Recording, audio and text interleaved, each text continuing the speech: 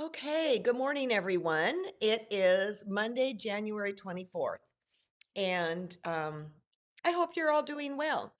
I have to tell you that this morning, before I do these lives, I go and I look in the forum. Hey, everybody.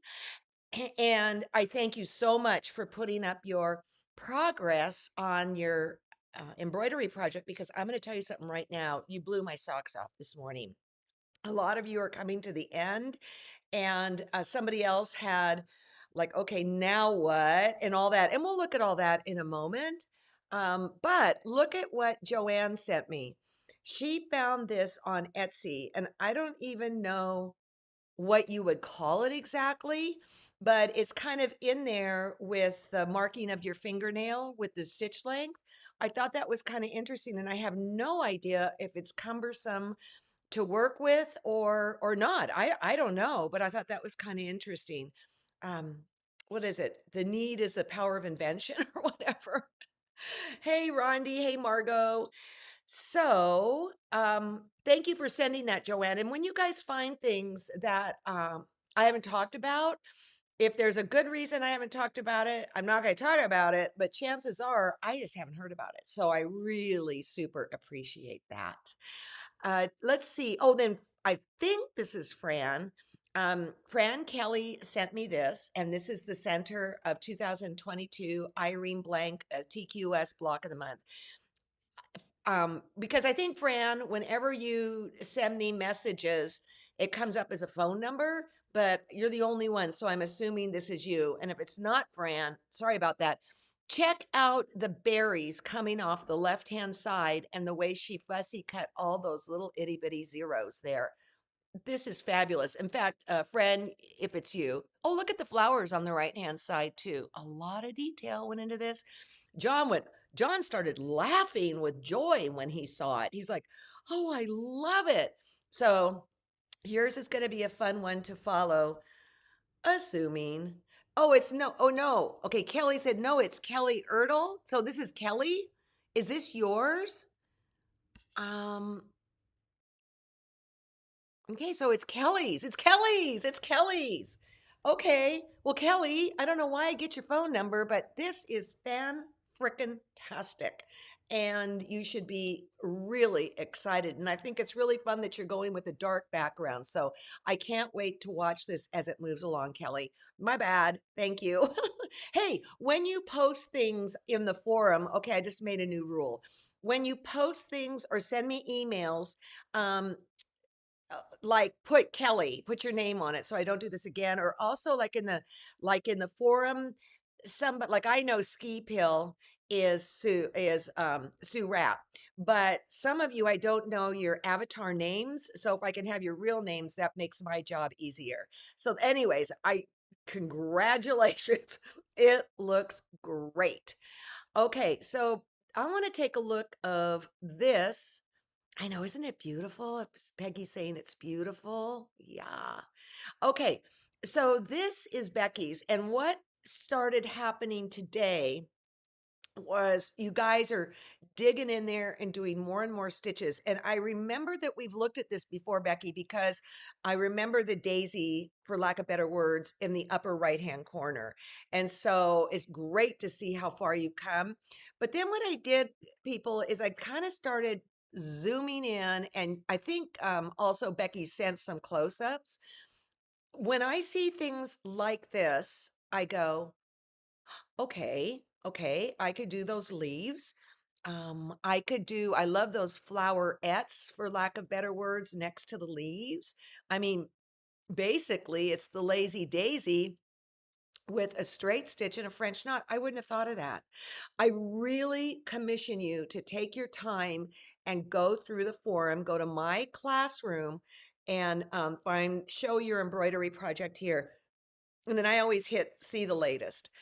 There's also that's just a photo section. It doesn't have people's names attached to it, but it's a plethora of ideas and information. And not to make your life hell, Becky, but I would find the smallest itty bitty crystals and put it around that snowflake because that's what it is to me. Yeah, making your life hell. That's my job. I'm the teacher. Okay, then this is Deborah's.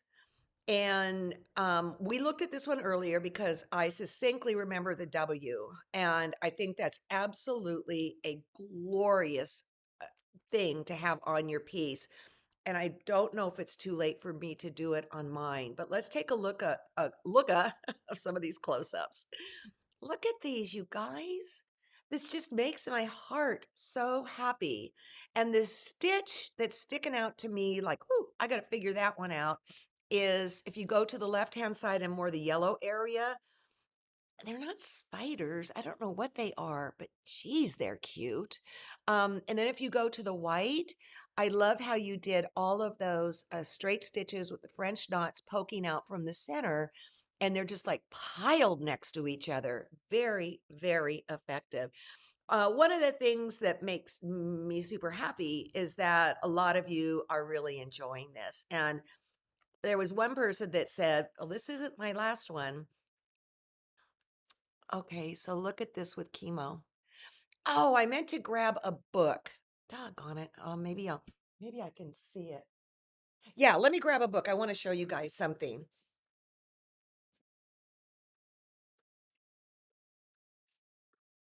Fortunately,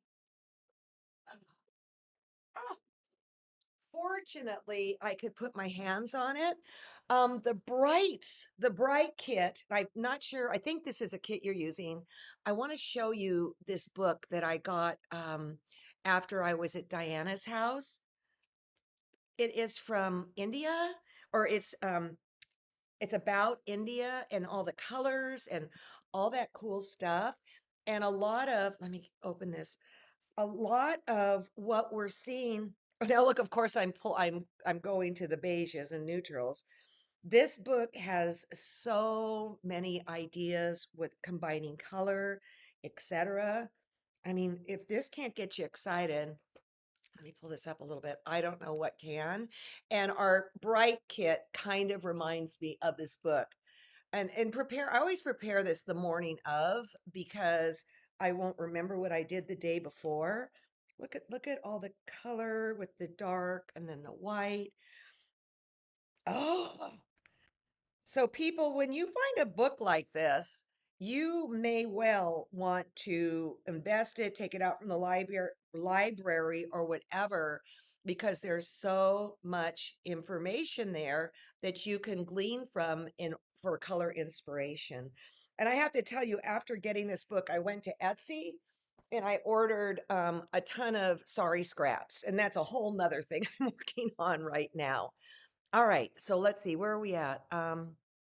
Was this Rebecca's that we just did? No, let me go back and make sure. I think it was Deborah's we just did. No, then we did chemo. Okay. I wish I knew your name. Look at those stitches. And even the detail of the lazy daisy on the upper far right corner, center. Look at that. Look, I mean, just using the different threads. Oh, and that little circle that's going around the edge, we're going to be doing that today. So let's see what Rebecca has. Okay, so Rebecca is just getting started, and some of you are saying, like, oh, I'm so far behind, blah, blah. Don't do that. Don't say that. I won't allow that in my class. What struck me on this particular piece was that kind of daisy thing going around the outside of that left hand circle. I could see a whole top with those kind of daisies on the outside and then different minutiae on the center. The thing I read about embroidery, which is so true, is that basically there are just basic stitches and then the sky's the limit. Okay, this one, Rose, look at this. And then something just caught me by surprise. So let's take a close up. Well, no, first of all, look what she's doing in the negative space. She's just putting in little doodahs here and there. And then that daisy that's coming up that circle. How'd that happen? I love you. I love everything about you. And then go down to the center bottom with the grid out of pink. It looks like French knots are going around that circle. I mean, you truly can go and study this stuff in our forum till your head explodes. And I did not get everybody up, and it wasn't teacher's favorite or anything like that. I just simply ran out of time, if you can believe it. So this is Joanne's, and I'm just so happy. To the left-hand side, the way that ziggy-zags around the loop-de-doops. I don't know what else to say that goes around that grid in the middle. Okay, Chris. Okay, little bugs. And I know at some point we're gonna do little bugs. Can that just kill me? Those little bugs? And they're not hard to do. Okay, Stitch Diva on a dark background. Yes, absolutely yes. It almost looks like denim, but it couldn't be because you'd be crying. So it must be some sort of hand dyed. Maybe it is, I'll bet it's hand dyed. I'll bet anything it's that. And then I did a close up of yours. So, what was interesting to me about this close up, and I don't know if I can articulate it properly, but let's talk about the far left hand circle, the one that reaches all the way to the left. If you go to the center, you've got the white lazy daisy, and then chain stitch going around that, and then more lazy daisy, and then a little straight stitch, but then there's this black. And I wouldn't, and then there's that white that's kind of a broken stitch. I would never have thought to put that black in there, but it really adds depth to this whole thing. Um, oh, okay. So Lindy just said something. I think we were beginning to understand why crazy quilt patchwork were so unendingly embellished. Absolutely. Okay. So today we're going to do two stitches. Let me grab let me grab this and get us all tuned in so that we can see well. All right. All right. So we're going to do two stitches today. We're going to do this one, and we are going to do this one.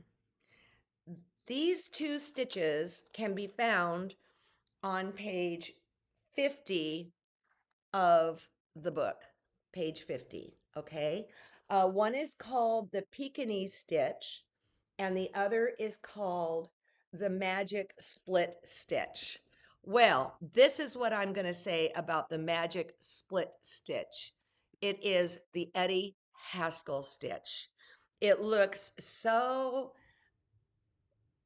good on the outside, and you'll be crying by the time it's over. Okay. I had a heck of a time with this stitch. It's just a basic chain stitch, but on one side is the yellow and on the other side is blue. I think the hardest thing, oh, I'm pointing to it and I'm not showing you. Let me get the camera on. Surprised John didn't come running in.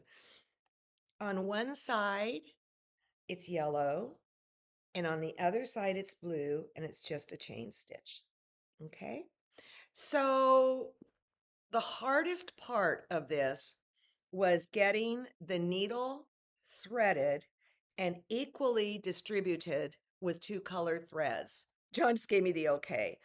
And the trick, I'm telling you, it's the Eddie Haskell stitch. Can we call it that? And if you don't know who Eddie Haskell is, you're not of a certain age and you need to Google it. That's all I'm saying. So I've threaded it with two threads. All right. And this is actually, I'm using the Valdani silk, which was not in your kit. I found that the cotton, you can do it. This one here was done with the cotton that came in with the stitch, but it was a little harder to pull through and do. And then Wendy said, get a needle with a larger eye, and that kind of helped a little bit. The other thing is with this lap app, when it wouldn't come through, rather than use a thimble, I could take, when the needle was down, I could take it and push it against the lap app and it would pop it up.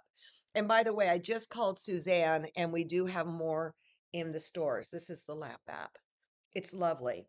All right, so I've threaded it with two threads. Again, this is Valdani silk. All right. It's a finer thread. So the trick here is to keep the pink on this side and keeping the purple or whatever color you want to call it, blue, on the other side. So what you do is I take a little stitch, just like I do with the regular chain stitch. Let's see if I can get that in any better. Okay. And then when I push through, I'm going to keep my thumb on top of that action so that the stitches don't switch places. Okay, so now I've got to unravel it again or untwist it. I loved it when I thought of it as the Eddie Haskell stitch. Let me see if I can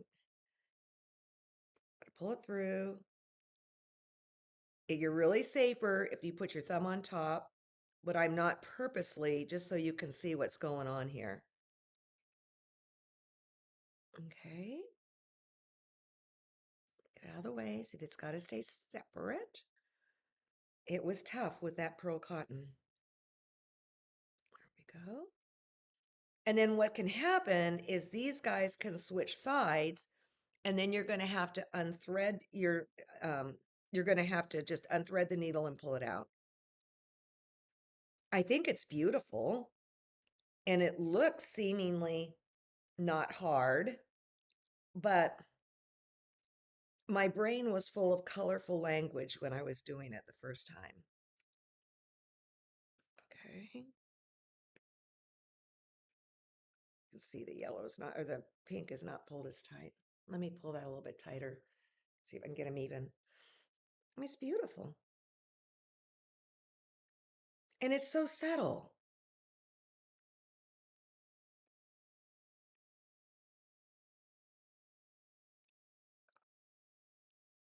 I'll do one more stitch and then we'll go on to the Pekingese. Okay, the Pekingese is a combination of 2 stitches. Ta-da!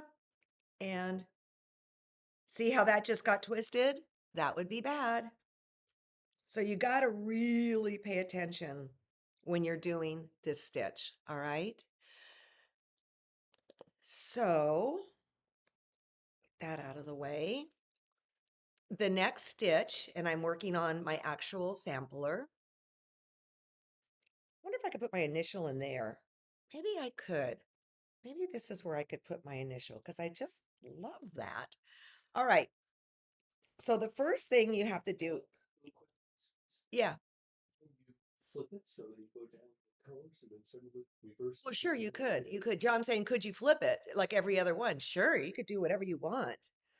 But just know it's Eddie Haskell. Okay. So this is a beautiful stitch. This one actually is fairly easy. Okay. And actually I have to open my book because this is a matter of getting in the rhythm and always doing something the same way.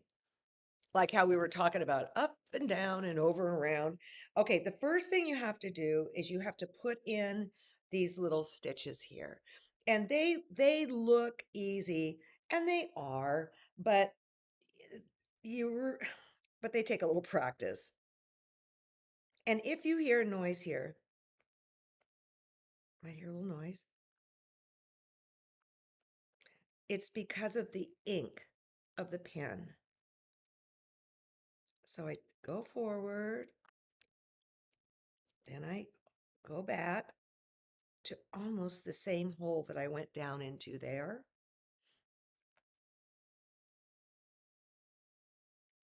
Come up ahead, keeping it pretty small, you guys. Okay. I'll bet you can't hear that because the mic's far away, but you can. That happens in quilting too. If you use a pen, it creates kind of a little bit of a weird resistance.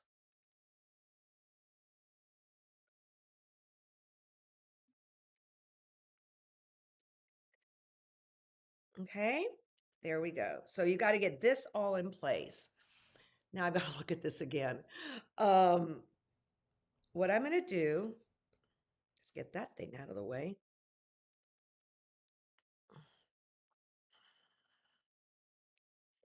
I'm going to go over one. See, this one's got it already going on. I go one.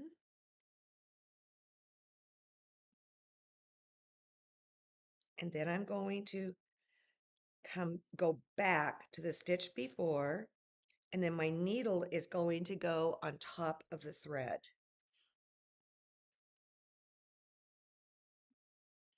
The ticket with this one is getting a decent consistency of the size of the loop.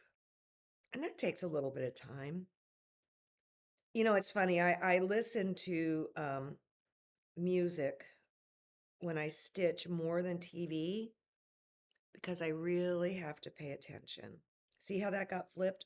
Come down to the previous one. Go on top of the loop. I didn't realize how important the illustrations are in the book when it comes to the relationship of the needle and the thread. Super important. Pull that up a little, come down. This is so beautiful. I think I've mentioned I sew with Wendy and Meryl on Sundays. And when I said, oh, I'm going to do this one, um, Wendy was like, oh, I love that stitch.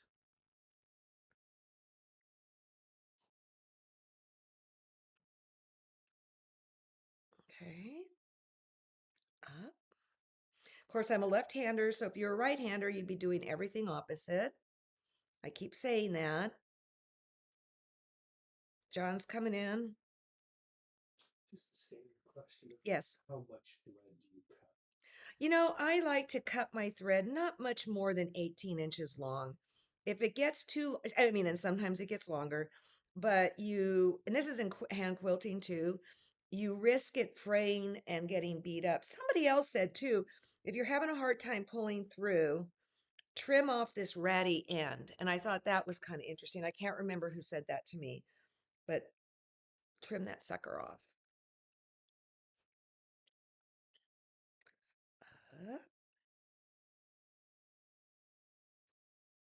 Trying to figure out what I'm going to take to Hawaii when we go.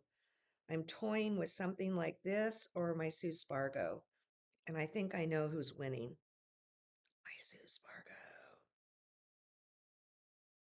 Okay. I'll do one more here. I'm so grateful that John is in the other room. So if I go out of frame or whatever, he can come in here because I can tell you right now, I'm not watching the questions.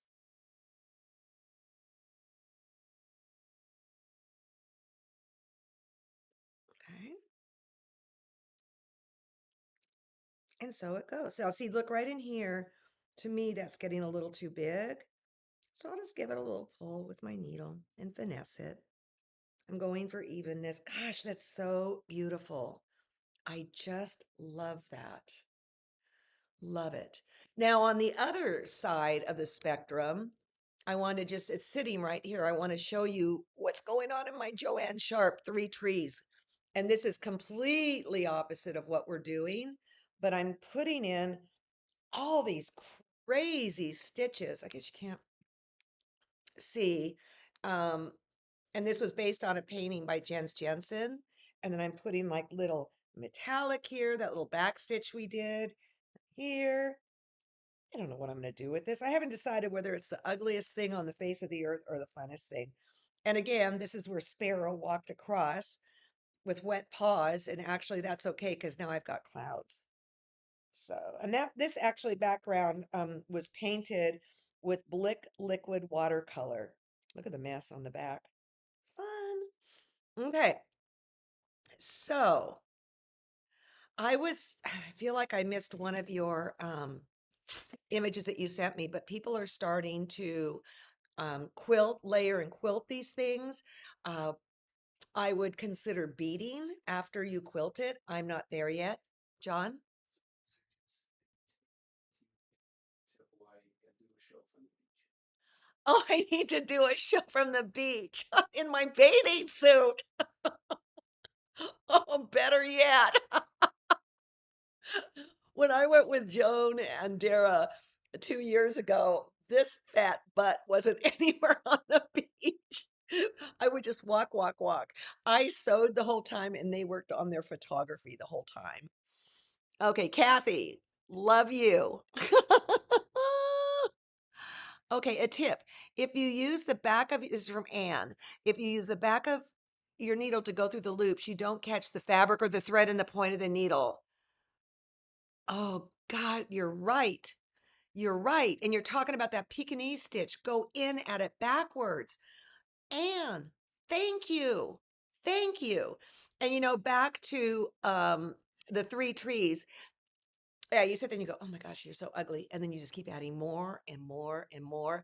And the way I work it is it's my treat at 4 o'clock. If I have been a good girl and worked on what I need to work on, I let myself sit. And that one, the trees, I will watch TV with because it's not brain surgery, any of those stitches.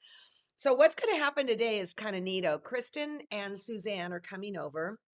Kristen's our director of marketing. Suzanne is in charge of customer service in the warehouse, and we're going to work on picking fabrics for the neutral quilt. I'm going to tell you, I was having kind of belly aches about it. I wasn't liking what I was coming up with. Oh, the three trees.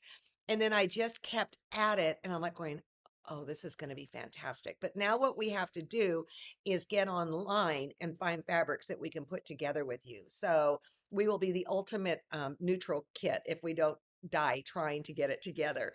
Also, my daughter says I can't hear. So I'm going for a hearing test today. I think it's just I can't understand her. But as an aside, she does. We didn't know this. Has to wear a hearing aid, and she just got it at age 37. And the doctor said, "Well, why didn't Adair was like, why didn't I know about this?" And he said, well, probably your parents got a note and they ignored it. And I'm like going, I would not have ignored that. And then Wendy said, perhaps it is that she didn't bring the note home. But Adair found out when wearing masks. Okay, she's a librarian at a high school. The boys that are turning into men have a lower volume, lower. They talk lower, and then you put the mask on top, and she can't understand. For me, I can't understand when there's a ton of people, but I think in a room, I think that's everybody. At a restaurant, I sit with my back against the wall. I really don't want to go take this test. But she said, Mom, at a minimum, get a baseline. And she's exactly right. So she ended up with a snazzy hearing aid. She loves it.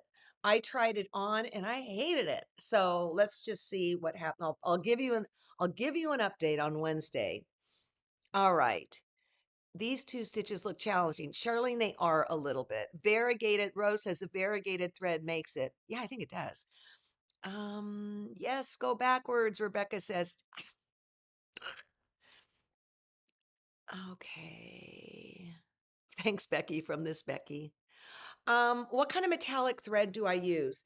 I use several metallic threads. We sold one in the kit or as an ancillary product that I believe was a DMC, but I've also just discovered this stuff that's a DMC. It's Dynamant. I mean, there's a trillion out there. It's just how thick do you want it? How skinny do you want it? I mean, you can even get metallic, from the dime store at a 6-ply floss. I have really kind of started to not like working with that unless my back's against the wall or I want to do something really fine with just one strand because I think the stuff that's like this stuff that we're using is just absolutely fabulous. And this is a Wonderful pearl cotton. Okay. If the thread is now knotty, I couch the thread, Shirley says. I like that. So you can still use it and then just couch over it. And that just means taking little stitches over it and laying it down. Do we get to see the neutral fabric quilt? Probably, yeah, soon. I was not ready to show it because I was having such issue with it. But I think, I mean, it's not even there.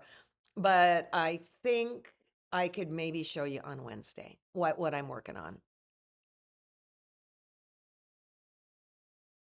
Okay, so Noella said she mentioned the backward needle trick on Friday. Well, Noella, you know me, it takes more than once. You know what, Ronnie? I have to laugh at you. with the neutral quilt. I thought she's going to do it in red, white, and blue, and it would be beautiful. Okay. I really can't. My daughter is after me for getting a hearing test. I really can't stand anything in my ears, Beverly says. I agree, and I've got that's why I got to go to this. It's just through Stanford Medical. I've got to see where I'm at, etc. Um, I got enough going on in my ears. I got my glasses, my face mask, I've got my earbuds. Okay, any stitch where you go under another thread. Okay, any Diana says any stitch where you have to go under another thread, use the eye of the needle. Yeah. Yeah. Okay, you can also switch tapestry needle when doing the loops of the Pekingese. When doing paper piecing, do you sew through the seam line or just on the stitch line? Judith, there's a bunch of different ways to do foundation paper piecing. And what I would suggest you do, like Color My World, the way Barbara did it with Wendy Williams, completely different than how I do it. That's one of the things I love about quilting. There's so many different things. Go to thequiltshow.com and go to watch a show and type in foundation paper piecing and then just see different ways that people do it, or go to learn and you can do the same thing there. Actors are not taught to enunciate today, Barbara says. All right, so let's just raise our hand. Who puts closed captioning on? Me. So maybe my daughter's right. I don't know. Me. Okay, I will keep you posted. I'm super excited to be working on the neutral quilt fabric selection today. And I think I'm okay to show it to you on Wednesday. Yeah, I think I am. I'm because I had a I've been struggling with it with Suzanne and Krista will get me back on get me back on track. Oh, here we go. Yeah. Yeah. Have a great day. And, huh? I can't hear you. Speak up.